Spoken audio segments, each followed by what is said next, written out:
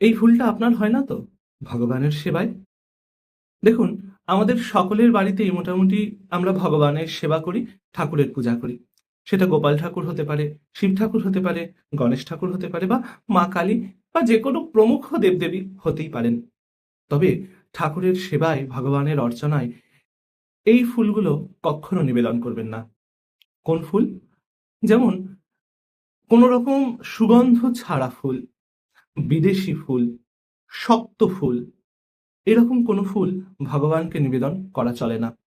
এটা আবার মনে রাখবেন যে গন্ধহীন বা সুগন্ধহীন ফুলের তালিকায় আবার জবাকে টেনে আনবেন না কিন্তু। এছাড়া ভগবানকে সেবা করার জন্যে, বিভিন্ন দেবদেবীর পূজা করার জন্যে আপনি ভালো ফুল চয়ন করবেন।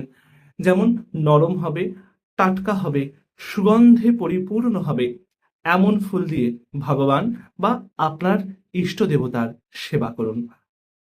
কারণ ভগবানের সেবা তাকে সুখ দেওয়ার জন্য করা হয়। আপনি নিজের ভগবানের বা ইষ্ট দেবতার সেবা করতে কোন ফুল বেশি পছন্দ করেন?